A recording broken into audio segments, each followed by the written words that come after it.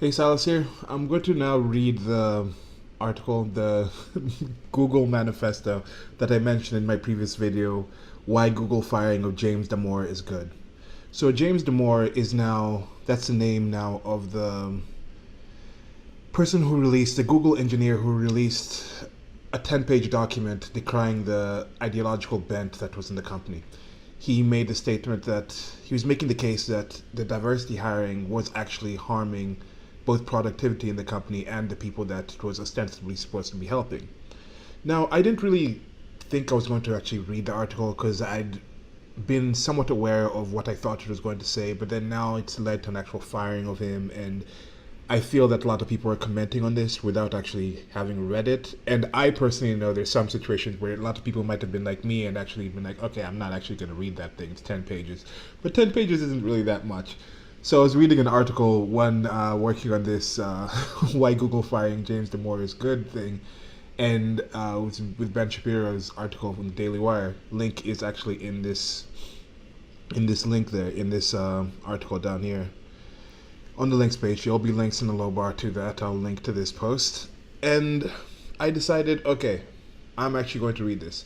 If I'm going to talk about people not commenting on things before actually reading it, I think it's going to be worthwhile to read it, and I'll give some commentary. I'll try to at least read it in sections. I'll read a section and then try to give the commentary after, and not necessarily just intersperse all the way through. Although from just the overview that I've seen, I think there might be some parts where I'll be trying to hold back, just throwing in some personal opinions. So I think a good example to what's going on here is the Colin Kaepernick situation. For those of you who don't know, Colin Kaepernick was a quarterback for the San Francisco 49ers, which is an American football team. Last year, he decided to take a stand by taking a knee against what he thought was injustices occurring in America, in the United States of America. So during the during the national anthem, which is normally sang at the start of sporting events, he decided to take a knee. Now, there was a lot of reasons to why he was doing this. He personally said the flag stood for something that it no longer stood for. He felt it did not stand for this anymore, so he decided he was not going to participate in standing for the flag until that flag stood for what it meant again. But there was personal issues that other people were talking about. He started dating a girlfriend who's, I think, Muslim, and she's also involved in Black Lives Matter. So he became more of an activist in this sense, and he felt, as an athlete, I need to be more of an activist for this. So there's a lot of issues with that. As you can expect, some people were supportive, a lot of people were against it. You have situations where people are talking about the Colin Kaepernick situation. They're talking about, oh, he's being blackballed from the NFL because right now he hasn't been picked up. He was not picked up by a football team. What you're hearing some people say, they're talking about, oh, his stats were this good, his stats were like that, he's being blackballed from the league. There's actually going to be a protest at the New York City NFL headquarters on August 23rd, which I think I shall actually go and check out if I have the time. I might make the time to actually go check out. But they're saying he's being blackballed not about his athletic ability. And they keep talking about his stats. Oh, he had like 16 touchdowns for 1 interception. But he also had a horrible winning record. He also had one game where he had the record-setting futility where I think he threw for like 5 yards on 5 throws and had like negative 25 yards rushing. So I thought this was a similar situation to also like Tim Tebow was taking a knee, worshiping, and then people were saying, how come Tim Tebow doesn't have a team? And then they said, look, his stats are terrible. And then people were like focusing on, no, with Tim Tebow, look, his stats may have been terrible, but his win percentage is good. So regardless, it's just a situation where people take stands, athletes take stands, they do other things outside of actually playing. But now it's in a situation where Colin Kaepernick took this stand. He hasn't been as effective on the field, so he's not signed to a team right now. But people are saying he's being blackballed for his political ideals. So people are protesting. People are saying they should get him back into the league. Now you have a situation where Google has fired James Damore, which, as I said in this previous video, I think it's a good thing. I think more companies should do this. I think the NFL is completely right to do this if they want to keep Colin Kaepernick out for non-football things. Then whoever takes a chance and says, okay, I'll accept all the negative things, possibly negative things he might have off the field for his winning percentage, for the things on the field, they'll benefit from that. So in this situation, How many people are out there saying Colin Kaepernick should be picked up despite what he does off the field? How many of those people will also go and say Google should pick James Damore back up because they're firing him because of his political ideals? I don't think there's a lot of crossover in that, and I don't think, as I said, on either side, I don't think Colin Kaepernick should be picked up by a team if they don't want him, if they don't accept his activism, and I don't think Google should keep James Damore there if they don't accept his activism. Now, let's see if it is actually activism. So I'm just going to jump right into the article now. So here it is. Google's ideological echo chamber, how biased clouds are thinking about diversity and inclusion. This is by James Damore in July 2017. Feel free to comment and... Okay, so you said feel free to comment. The comments are disabled, but yeah. So let's go to the actual contents of this paper. Let's see if it's truly a manifesto, as they were saying. So the first one is reply to the public response and misrepresentation. So you can see this was released to the public with his name after the leaking of the article, because when they leaked the article, it was an unnamed Google person, and people were wondering, are they going to find this person? A lot of people like say, yeah, his job's done, and yeah, his job is done. Then the next one is TLDR, which is too long, didn't read. Then the background, Google's biases, possible non-biased causes of the gender gap in tech, personality differences is a subheading, and men's higher drive for status is another subheading. Non-discriminatory ways to reduce the gender gap, the harm of Google's biases, why we're blind, and suggestions. From the outlook, from the just reading these, I'm thinking, yeah, this seems to be a rather sensible thing.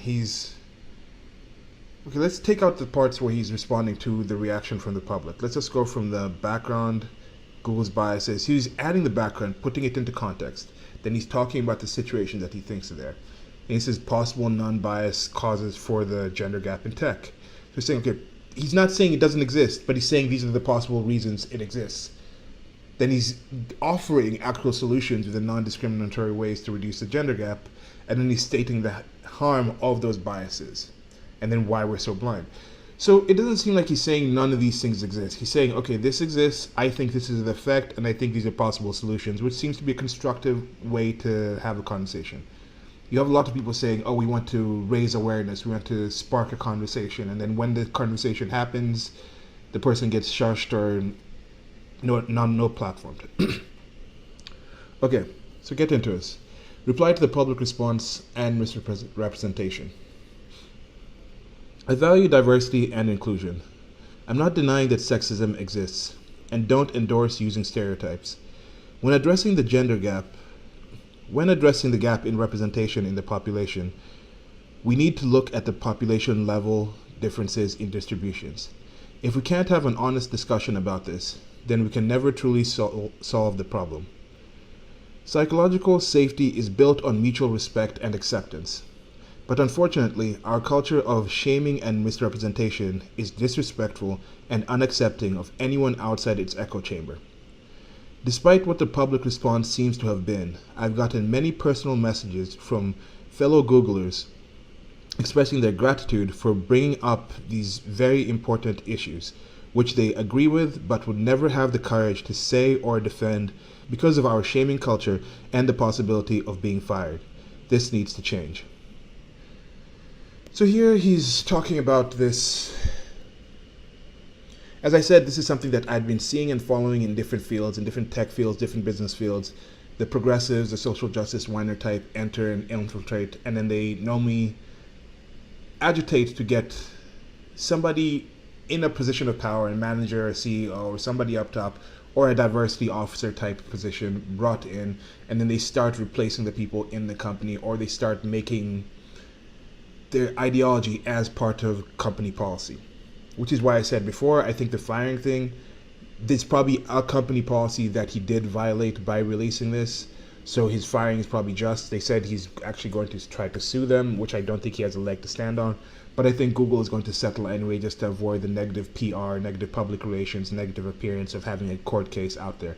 Because when you get the court case out there, during the questioning, some other things that could come out that are considered unflattering that a company would probably not want to get into, so they'll just say, okay, let's cut our losses, cut him a check, and get this done with, and move on, get it out to the news cycle. Which I don't think is going to happen because, as mentioned here, other Googlers are contacting him. Other Googlers are being contacted by other people. He's already talked to Stefan Molyneux, who is a pretty big channel on YouTube. I'm sure he'll be talking to a lot of other people in the upcoming days. Breitbart.com itself has started a series on people in Google. I even personally know people in the tech industry who've expressed misgivings about the atmosphere in there. So this is something that I think a lot of people know. These are huge companies. These are massive companies. People know these people. People in these environments know them. There might be people in the echo chamber. There may be people outside who actually know these people. So I think a lot more is going to come out.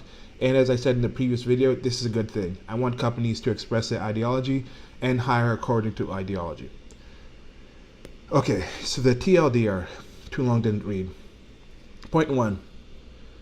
Google's political bias has equated the freedom from offense with psychological safety, but shaming into silence is the antithesis of psychological safety. Point 2. This silencing has created an ideological echo chamber where some ideas are too sacred to be honestly discussed. Point 3.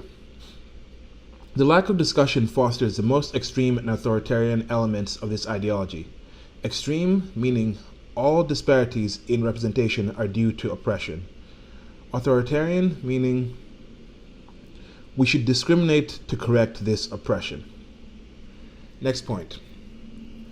Differences in distribution of traits between men and women may in part explain why we don't have 50% representation of women in tech and leadership. Next point. Discrimination to reach equal representation is unfair, divisive, and bad for business.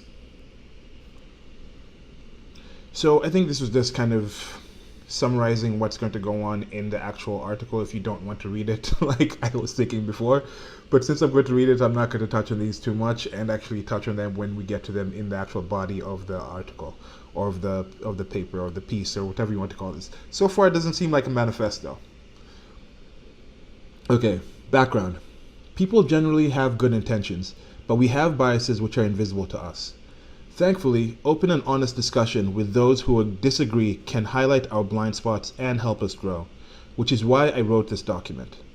Google has several biases, and honest discussion about these biases is being silenced by the dominant ideology. What follows is by no means the complete story, but is a perspective that desperately needs to be told at Google. So I'm definitely glad I'm reading this document, and I'll take the words as he says it. He puts it as a document, so I'll use it to what the author says. And so far I agree with that. This is part of the reason I'm doing my channel. This is part of the reason I'm having this conversation, is I've had a great time. I've been lucky. I think I've been privileged in a way to have the time and understanding and enough people in my life who have shared with me different points of views and things, and spent their time and given me time to actually get into conversation and debate certain topics and be able to flesh out and work out certain ideas, which I think is beneficial. And this is what I'm saying. I think a company like Google could benefit from this. Now it gets to the point, if Google is going to kick out people like these, keep shutting these people down, I think it will be detrimental to the company. And that will free up people who want this kind of things, who benefit in these kind of environments, and who I think are actually more effective workers, to go to somewhere else where they can use their abilities to a more effective ends. And then that's how you create a new, better product somewhere else. The reason Google came to be is because libraries and other forms of finding information were not that effective. So now if Google becomes not that effective at doing what it's doing, that need for information, that need that Google is meeting, is not going to end. It's just going to give an entrepreneur another chance, some other opportunity to create something to better serve that need. Okay, back into the document. Google's biases. At Google, we talk so much about unconscious biases as it applies to race and gender, but we rarely discuss our moral biases. Political orientation is actually a result of deep moral preferences and thus biases. Considering that the overwhelming majority of the social sciences, media, and Google lean left, we should critically examine these prejudices. Now there's a chart here. One side is left biases, the other one is right biases. So I'll say on the left, say what's in there. On the right, say what's on there. On the left, compassion for the weak. On the right, respect for the strong/authority. On the left, disparities are due to injustices. On the right, disparities are natural and just. On the left, humans are inherently cooperative. On the left, humans are inherently cooperative. On the right, humans are inherently competitive. On the left, change is good, unstable. On the right, change is dangerous, stable. So I think that's saying they tend to be more unstable on the left in the environment, and on the right tend to be more stable. On the left, open. On the right, closed. On the left, idealist. On the right, pragmatic. Neither side is 100% correct, and both viewpoints are necessary for a functioning society, or in this case, company. A company too far on the right may be slow to react, overly hierarchical, and untrusting of others. In contrast, a company too far to the left will constantly be changing, depreciating many loved services, over-diversifying its interests, ignoring or being ashamed of its core business, and overly trust its employees and competitors. Only facts and reason can shed light on these biases. But when it comes to diversity and inclusion, Google's left bias has created a politically correct monoculture that maintains its hold by shaming dissenters into silence. The silence removes any checks against encroaching extremists and authoritarian policies. For the rest of this document, I'll concentrate on the extreme stance that all differences in outcome are due to differential treatment and the authoritarian element that's required to actually discriminate to create equal representation. So another thing I definitely like about this document so far is he's giving points. He's not just stating these things without backing them up. Like here you can see the reference. The document it's a well-sourced document. The document is most written from the perspectives of Google's Mountain View campus, so I can't speak of other offices in other countries. I don't know if I mentioned this in the previous video, but Google's executive sent a response to this letter, to this document, and said that he was actually traveling in Asia and Africa when he heard this, and he was coming back. I think he was back in the country today on Tuesday, the 8th, to actually have more, I think, a live conference with the employees over this. So it's an international company, and in some countries, the feminism and these kind of political and ideological biases might not be as strong in the company leadership itself and in the people working there. So that's what he's pointing out here. Then he's saying, of course, I may be biased and only see evidence that supports my viewpoint. In terms of political biases, I consider myself a classical liberal and strongly value individualism and reason. I'd be very happy to discuss any of the document further and provide more citations. And definitely, I would tip my hat off to him on this one. I am also, I think, more towards individualism and reason, and I prefer those. And I'm definitely open to discussing. So, as I said, comments in the low bar, comments below this if you have any questions or anything after this. And he's also opening himself up to this. And as I said, he's actually already talking to Stefan Molyneux, and I think he'll be talking to more people. He seems very open to talking to people about this. And he's probably going to be hired and have another job very soon. Okay, so back into the document. Possible non-bias causes of the gender gap in tech. At Google, we are told regularly that implicit, unconscious, and explicit biases are holding women back in tech and leadership. Of course, men and women experience bias in tech and the workplace differently, and we should be cognizant of this. But it's far from the whole story. On average, men and women biologically differ in many ways. These differences aren't socially constructed because, point one, they're universal across human cultures. Next point, they often have clear biological causes and links to prenatal testosterone. Next point, biological males that were castrated at birth and raised as females often still identify and act like males. Next point, the underlying traits were highly heritable. Next point, they're exactly what we would predict from an evolutionary psychology perspective.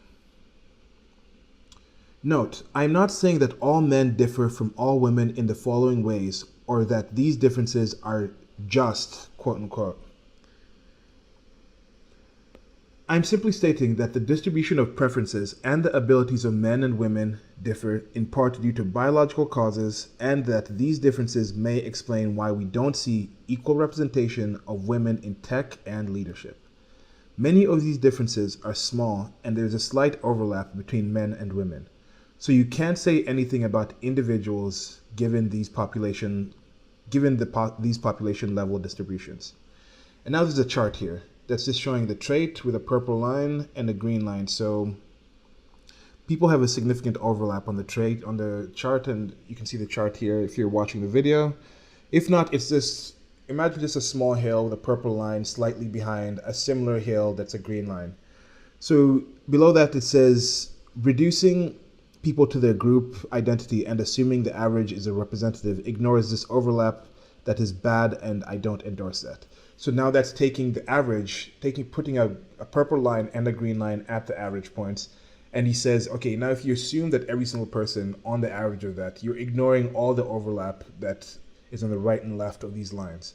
So just because somebody belongs to the group where on average is lower than the green person does not mean that person on that green line is automatically going to be better than that. Because you could be getting someone on the green that's all the way at the lowest end of the green who will be far lower than the average of the purple.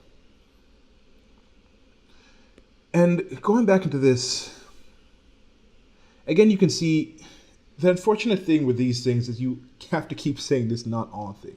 You make a statement, you have to go back and say not all. I'm not talking about all people. I'm not talking about all women. I'm just saying this is a generalization, which is not necessarily a negative thing. I mean, I think it's good that he's putting it this way, but so far I'm still not seeing what has gotten people so up in ire. Well, actually, I am kind of seeing it, but personally, from my point, I don't think I have a problem with this, but I can see why some of this material... It's unfortunate that some of this material is already something that I can see that would trigger the reaction that has occurred from these companies and some places in public. Okay, back into the document. Personality differences. Women on average have more openness directed towards feelings and aesthetics rather than ideas. Women generally have a stronger interest in people rather than things relative to men, also interpreted as empathizing versus systemizing. Point: these two differences in part explain why women relatively prefer jobs in social or artistic areas. More men may like coding because it requires systemizing, and even within SWEs, comparatively, more women work on front end, which deals with both people and aesthetics. Next point, extroversion expressed as gregariousness rather than assertiveness, also higher agreeableness. Subpoint, this leads women to generally having a harder time negotiating salary, asking for raises, speaking up, and leading. Note that these are just average differences. There's an overlap between men and women, and this is seen solely as a women's issue. This leads to exclusionary programs such as Stretch and swaths of men without support. Next point, neuroticism, higher anxiety, lower stress tolerance. Subpoint, this may contribute to the higher levels of anxiety women report on Googlagist, and to the lower number of women in higher stress jobs.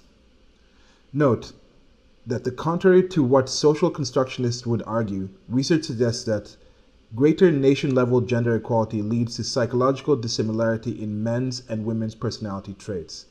Because as society becomes more prosperous and more egalitarian, innate dispositional differences between men and women have more space to develop, and the gap that exists between men and women in their personality traits becomes wider. We need to stop assuming that the gender gaps imply sexism. Okay, so there's some words here like Google Geist. I mean, there's some inside baseball things here, which inside baseball is, again, another idiom. So an idiom is something that's within an in-group, within a culture, people use these terms and words that might not be understood by people outside. So as I said, this was a document that was released, I think, within Google, the Google sphere, within the Google work environment, and was leaked out to the general public. I don't know how this would have gone over if it never got leaked. It probably was a similar thing to like the Trump situation where, I mean, what's happening with President Donald Trump, where somebody in the administration or somebody gets some document and thinks, okay, this will expose this whole organization as a horrible thing. So this is just completely spitballing. I think somebody might have found this, took offense to it, and decided, let's release this to show people that this is a horrible kind of environment that we're living in Google. And they were probably looking for him to get fired, and he's been fired since then.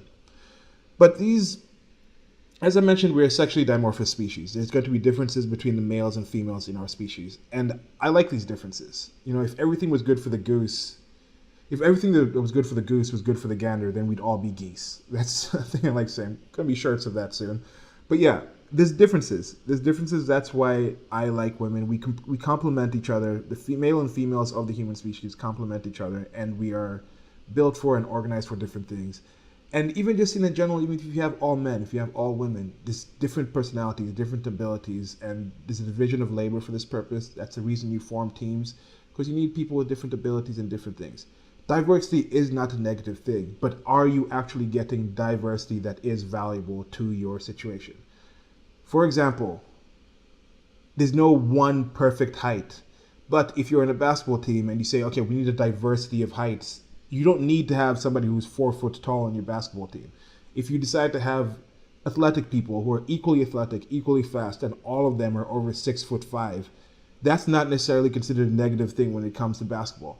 You may not need a diversity in height that much as you might need a diversity in abilities and maybe 3-point shooting ability. But some of these things, even with football, with basketball, if everybody can shoot threes, that's awesome. If everybody can shoot free throws, that's awesome. But if somebody has a diverse skill set, somebody's really tall, really big, able to block shots, that diversity might be beneficial. Then you can have that person play with somebody who might be a lot shorter, can't jump as high, but can shoot a three on like a 50% rate.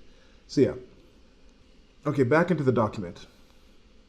Men's higher drive for status. We always ask why we don't see women in top leadership positions, but we never ask why we see so many men in these jobs. These positions often require long, stressful hours that may not be worth it if you want a balanced and fulfilling life. Status is the primary metric that men are judged on, pushing many men into these higher paying, less satisfying jobs for the status that they entail. Note, the same forces that lead men into high pay / high stress jobs in tech and leadership also cause men to take the undesirable and dangerous jobs like coal mining, garbage collection, and firefighting, and suffer 93% of work-related deaths. Okay, so with this point, this is something where I said I wasn't really thinking I was going to read this article because these are things that I've been following. The higher rate of deaths in workplace, I know that's an issue with men.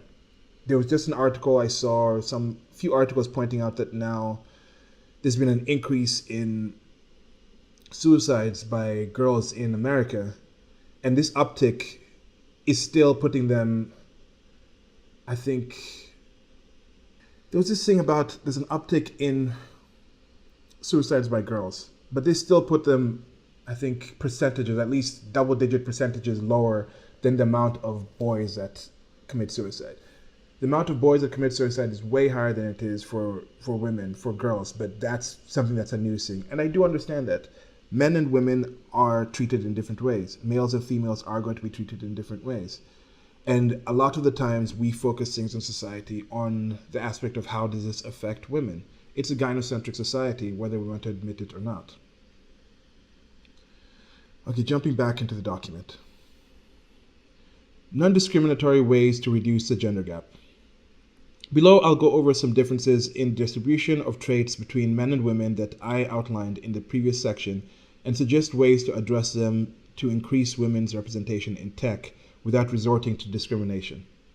Google is already making strides in many of these areas, and I think it's instructive to list them. Point 1. Women on average show a higher interest in people and men in things. Subpoint. We can make software engineering more people-oriented with pair programming and more collaboration. Unfortunately, there may be limits to how people-oriented certain roles at Google can be, and we shouldn't deceive ourselves or students into thinking otherwise. Some of our programs to get female students into coding might be doing this. Next point. Women on average are more cooperative. Subpoint. Allowing those exhibiting cooperative behavior to thrive. Recent updates to perf may be doing this to an extent, but maybe there's more we can do. Subpoint. This doesn't mean that we should remove all competitiveness from Google. Competitiveness and self-reliance can be valuable traits, and we shouldn't necessarily disadvantage those that have them, like what's been done in education. Next point. Women on average are more prone to anxiety. Subpoint. Make tech and leadership less stressful. Google already partly does this with its many stress reduction courses and benefits. Next point. Women on average look for more work-life balance, while men have higher drive for status on average. Subpoint. Unfortunately, as long as tech and leadership remain high status, lucrative careers, men may disproportionately want to be in them.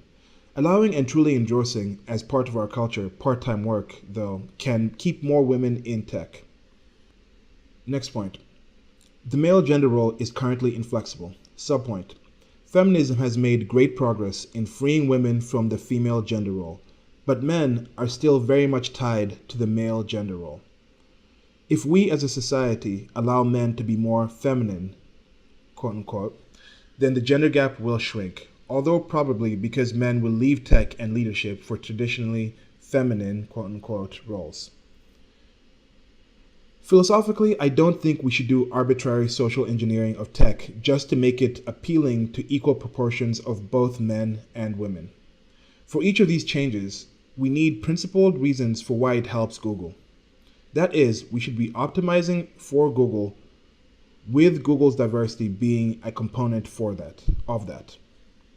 For example, currently those willing to work extra hours or take extra stress will inevitably get ahead, and if we try to change that too much, it may have disastrous consequences. Also, when considering the costs and benefits, we should keep in mind that Google's funding is finite, so its allocation is more zero-sum than it's generally acknowledged. Okay, so this was a pretty good section. So he's offering some solutions to this. As he said, some of them were already being done by Google.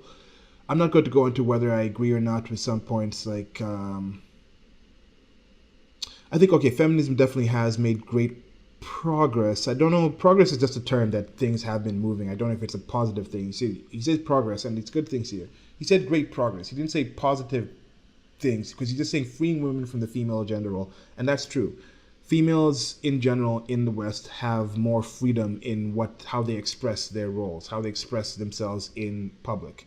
Has that necessarily made them happier? I think from actual figures, there's actual documentation out there and testing out there that shows actual happiness has increased as feminism has increased. As mentioned before, I think Netherlands or something was considered to be one of the most gender equal or the less gender discriminatory country, yet they have even a further gap where the women choose certain jobs where you have certain fields which are just predominantly female and certain fields that are predominantly male when the genders are actually given more choices. Then when you go to countries that are ostensibly less feminist or less free, you have situations where I can speak, for example, where in Kenya you'll find garbage men or garbage people cleaning the streets, out in the streets. You'll find men and women doing the same job. You'll find a situation where in a mining situation in the West, you go to mines in the West and you'll find mostly men in there.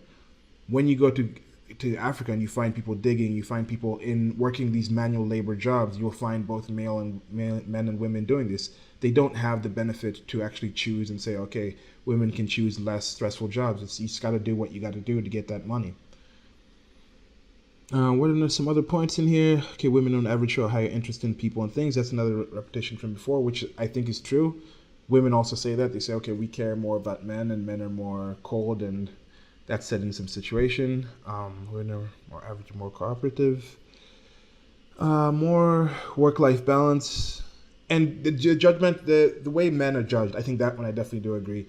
When it comes down to it, women have a different challenge in life, and men, you're more judged by what you can do. They say women are human beings and men are human doings. Like, it's more what the man can do. What kind of resources can you provide? What can you do with your life? When women are thankfully able to gestate life and create life, for men, you have to prove that you can obtain enough resources to support a female while they're doing that process and be able to provide for that child that results from that process. Okay, and another subheading here is another citation. You're saying for heterosexual romantic relationships, men are more strongly judged by status and women by beauty. Again, this has biological origins and is culturally universal. I think that's goes without saying. There's a few matriarchal societies where that flips over, but they are also very primitive in general compared to what we consider to be a civilization. Back into the document. The harm of Google's biases. I strongly believe in gender and racial diversity, and I think we should strive for more.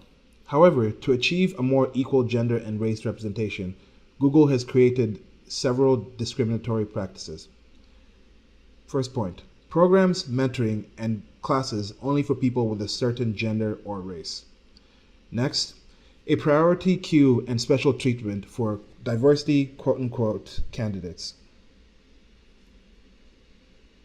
Next, hiring practices that can effectively lower the bar for quote-unquote diversity candidates by decreasing the false negative rate. Next point, reconsidering any set of people if it is not diverse enough, but not showing that same scrutiny in the reverse direction. Parentheses, clear confirmation bias. Next point, setting org levels, OKRs, for increased representation, which can incentivize illegal discrimination. These practices are based on false assumptions generated by our biases and can actually increase race and gender tensions. We're told by senior leadership that what we're doing is both the morally and economically correct thing to do. But without evidence, this is just veiled left ideology that can irreparably harm Google. So the citations here was Stretch Bold CSSI Engineering Practicum to an extent, and several other Google-funded internal and external programs are for people with a certain gender and race. That's when he was talking about the programs, mentoring, and classes only for people of certain gender and races. You see this already in some places like outreach programs in schools being employed by certain companies, targeting certain groups, hiring practices. There was recently something by, I think, Donald Trump's administration trying to fight racial discrimination, affirmative action, I think racial discrimination in universities, and having some pushback from certain equal rights groups because they were talking about the discrimination towards Asians not being held to a higher standard of admissions for universities because they're apparently an overrepresented minority. And then the other point was related to the setting org levels of OKRs, and this is again more of the inside baseball stuff that I'm not too familiar with what OKR is, but potentially for certain demographics we can increase representation at the org level by either making it a better environment of certain groups, which would be seen as a survey scores, or discriminating based on a protected status. Okay, so you can read some of these points if you want to go through it, but this is just showing the general harm where there's not evidence being given to back up some of these things. So he's not saying these are bad things. He's saying, look, if this is good, show the evidence. And this is why I'm saying this is a positive thing. Let Google do this. Let Google take this to its actual end. Don't kind of have one foot in the water, one foot out. Don't fence it.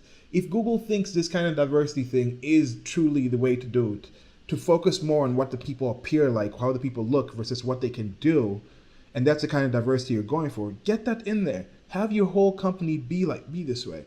Get to a situation where, as mentioned before, with the gender differences, they showed that some women actually decided to stay home after this was released. You have the Google CEO is coming back from business trips in other continents because he realizes There's people who are going to be so bothered they won't be able to work. So someone says, in this article, he says women are they're more affected by stress. And then from an article, from this document coming out, women decide to stay home due to this document. So they're kind of proving his point. He's saying, again, that this environment where you can't talk about certain topics in Google is harmful, and then they fire him. Okay, for all I know, he could have been horrible. Maybe he was a horrible coder or something, but now they've lost a coder who was potentially a good employee besides him having this objections to the company. And he was offering actual solutions. He's saying this is how it's hurting. These are possible solutions. Okay, back into the document. Why we're blind.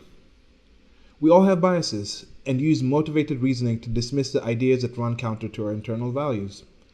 Just as someone the right to deny science that runs counter to the God is greater than humans and humans are greater than environment hierarchy, for example, evolution and climate change, the left tends to deny science concerning biological differences between people, for example, IQ and sex differences.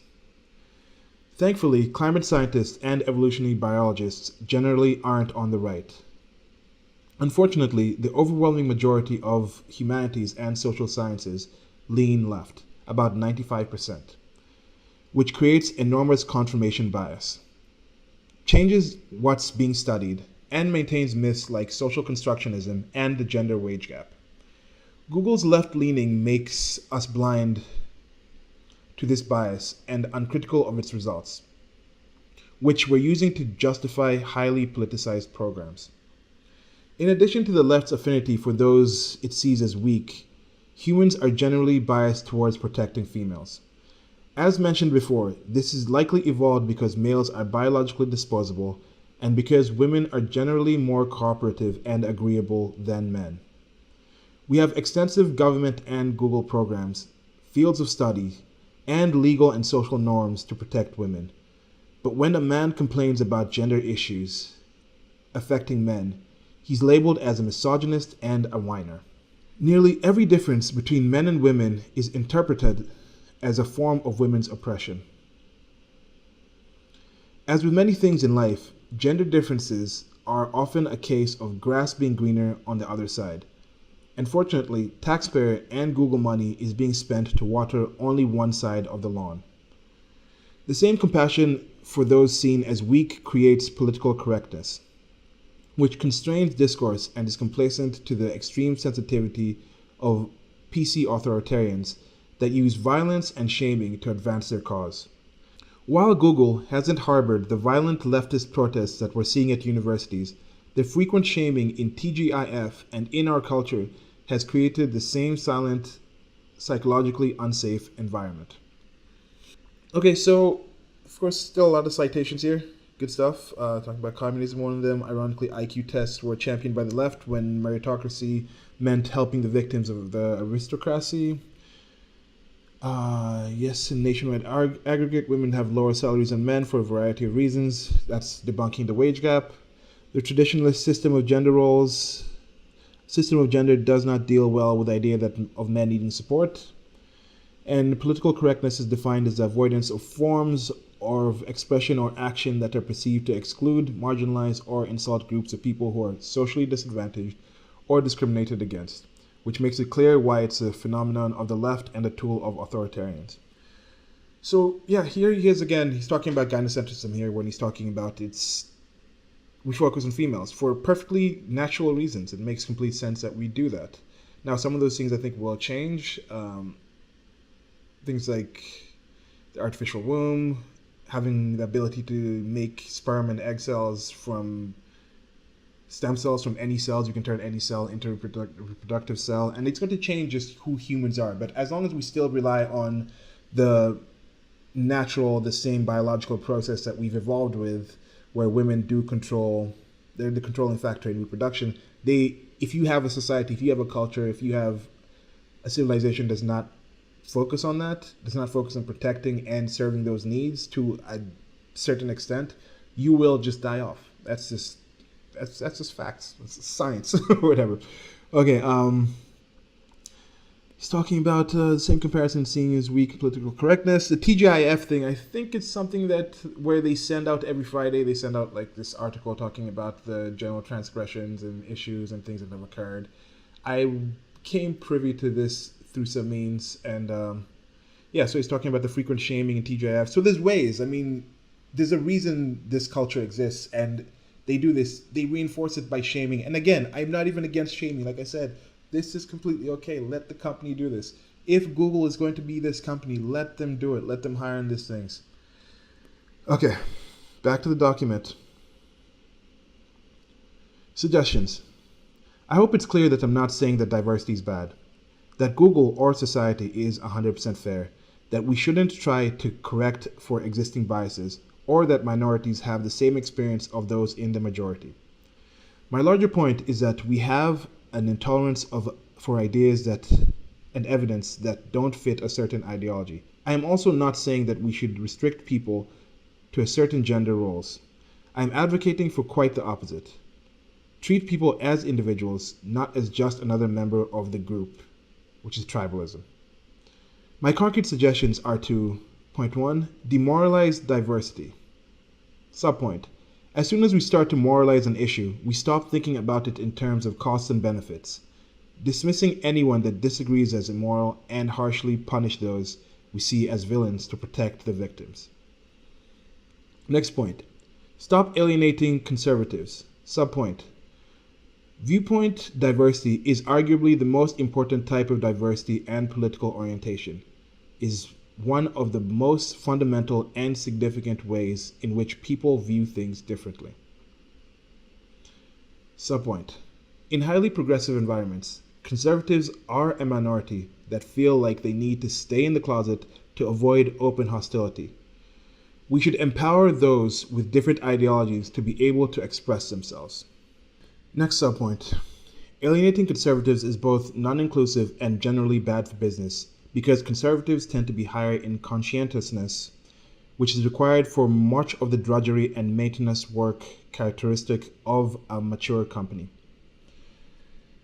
Next point. Confront Google's biases. Subpoint. I've mostly concentrated on how our biases cloud our thinking about diversity and inclusion, but our moral biases are farther reaching than that. Subpoint. I would start by breaking down Googlegeist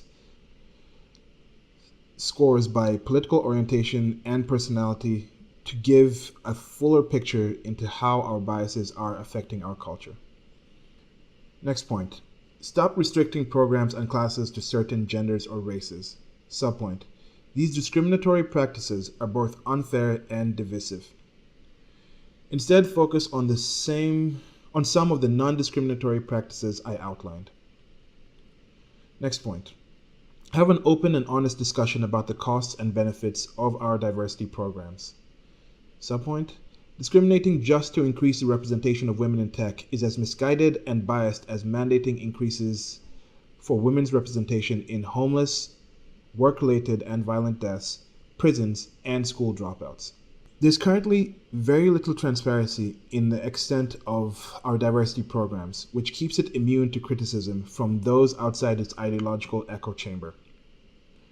Next subpoint. These programs are highly politicized, which further alienates non-progressives. Next subpoint. I realize that some of our programs may be precautions against government accusations of discrimination, but that can easily backfire since they incentivize illegal discrimination. Next point. Focus on psychological safety, not just race/gender diversity. Subpoint. We should focus on psychological safety, which has shown positive effects and should, or hopefully, not lead to unfair discrimination. Next subpoint. We need psychological safety and shared values to gain the benefits of diversity. Next subpoint. Having representative viewpoints is important for those designing and testing our products, but the benefits are less clear for those more removed from UX, which is user experience. Next point. De-emphasize empathy. Subpoint. I've heard several calls for increased empathy on diversity issues. While I strongly support trying to understand how and why people think the way they do, Relying on affective empathy, feeling another's pain, causes us to focus on anecdotes, favor individuals similar to us, and harbor other irrational and dangerous biases. Being emotionally unengaged helps us better reason about the facts. Next point. Prioritize intention. Subpoint. Our focus on microaggressions and other unintentional transgressions increases our sensitivity, which is not universally positive. Sensitivity increases both our tendency to take offense and our self-censorship, leading to authoritarian policies. Speaking up without the fear of being harshly judged is central to psychological safety, but these practices can remove that safety by judging unintentional transgressions. Next subpoint. Microaggression training incorrectly and dangerously equates speech with violence and isn't backed by evidence. Next point. Be open about the science of human nature. Subpoint. Once we acknowledge that not all differences are socially constructed or due to discrimination, we open our eyes to a more accurate view of the human condition, which is necessary if we actually want to solve the problems. Next point. We consider making unconscious bias training mandatory for promo committees. Subpoint. We haven't been able to measure any effect of our unconscious bias training, and it has a potential for overcorrecting or backlash, especially if made mandatory. Next subpoint. Some of the suggested methods of the current training, version 2.3, are likely useful, but the political bias of the presentation is clear from the factual inaccuracies and the examples shown. Next subpoint. Spend more time on the many other types of biases besides stereotypes. Stereotypes are much more accurate and responsive to new information than the training suggests. I'm not advocating for using stereotypes, I'm just pointing out that factual inaccuracy of what's said in the training. So that was the last point here about suggestions of what to do. Now, as you said before, this could just be considered mansplaining, or as you said before, women are more emotional and men are more for systemizing things. And as you can see here, he systemized this. He's put this in a systemized way, and you see the reaction. As I mentioned before, some women heard this and they felt, this is going to offend people, this is going to hurt people, they hurt themselves, and then they stayed away from work. And now this whole idea that he's encouraging dangerous work environment, not a conducive environment for people's feelings and things like that, that has been shared by some people in the Google hierarchy. So we've gotten to this point where this is out there. This is not new, as I said. This is things that people have discussed. These are things that points and ideas that I've seen here. I'm going to go listen to his interview with Stefan Molinero after this. I really suggest, if this is interesting to you in the least bit, check out this article. He's given a lot of different links here. I think you can see different links here. And it's a well-sourced document. It's a very well-sourced document. So if you have objections with what he's saying, take some time, read this, click on some of these links, go check out the material. He's left citations, he's left things, and just look at your life. And I'm thinking part of the reason why people are reacting so negatively to this. I've had situations in my past where I thought that as an African male, as a black male, that the world was against me, that this was the white man's world, and no matter what I do, there's always going to be this racist, systematic structure that I cannot overcome. And when I started finding out the truth, I started thinking like, oh wait, this is actually going against what, it's matching my lived experience, and I had a lot to gain from actually throwing those shackles of oppression, of false oppression away from me, where I could be like, look, actually go out there and try and give it your best and see what happens. There's actually people there helping you, not because you're black, not despite you're black, but because you're who you are. You go out there and you try on these things. You try on these things, but you've had a situation where people have accepted this victimology, and they're like, we are victims, we are hurt, we need this help. There's this patriarchy. There's all these people oppressing us, and you buy into this victim narrative, and you don't build the strength, and you don't go out there and express yourselves and actually put out the effort to actually overcome these things. And there's people who want you to think this way. There's people who want you to be weak. There's people who want you to need help. There's people who want you to need these programs. Because you know how many people are actually employed in these programs, in these diversity hires, in these victimology pimps out there that really just annoy me to, to the biggest extent. But anyway, this is a beautiful document, in my opinion. I read through it. I can see why it's triggered a lot of people, but I'm a lot happier that it's been out there, because a lot of these things are things that I've discussed. I think a good reason he's talked to Stefan Molyneux, he's probably heard some of these stuff. I think he might have been listening to some of Stefan Molyneux stuff and many other sources out there, which I think he's going to be probably doing a circuit of talking to a lot of people here, a lot of thinkers, and a lot of communicators out here, and getting his message out, because these are things that need to be talked about. If you actually want to have that real conversation that you were talking about, this is it. This is the chance to have it. And again, I thank the internet. I thank you guys out here for listening to this stuff. I thank you guys for participating in this. I thank the people that have shared this information with me. Definitely thank Mr. Damore for doing this. I might be saying his name wrong. I'll definitely find out when I listen to the thing. James Damore, definitely a hero in my opinion. I have already talked to a few people in tech, in different jobs, who are like, wow, this is exciting. Like, I wish I was, they say, like, I wish I was the one who said that. I don't know if I'm doing the right thing, being quiet about what I feel. Like, I just had that video of going out around New York and taping with some conservative people, some more Republican people, supporters of Trump, just taping around this music video for this contest and showing that, and just seeing how happy they were, and then seeing the reaction of people in New York to that video and deciding to come out and meet people. And just people feeling like they can actually just openly discuss who they are, what they like, their morals and their conservative ideals and their Republican ideals and their right-leaning ideals. It's been so long where the left has had such control over, I think, the social narrative. And as I said again, I am not against shaming. I am not against people choosing who to hang out with, who to work with, who to patronize.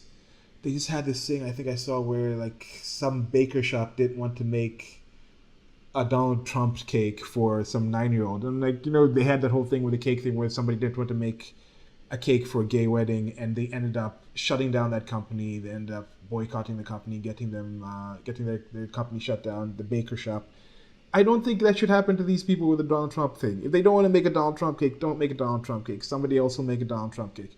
But anyway, shunning is good. This is a good thing. Read this article if you like it. I mean, if you think any of this stuff is interesting, definitely read it. Click on the links, check the sources, check the citations, and let me know what you think. Thanks for listening to this. Like, share, and subscribe. I am super excited now. I can finally go and listen to all like the sources that I listen to and listen to their coverage on this, because I didn't want to actually listen to the coverage until I'd gotten my ideas out, so it doesn't really cloud where I'm coming from on some of this. But yeah, super excited to see this material. I'm definitely glad I read this. And like, share, and subscribe. Till next video. Silas, goodbye.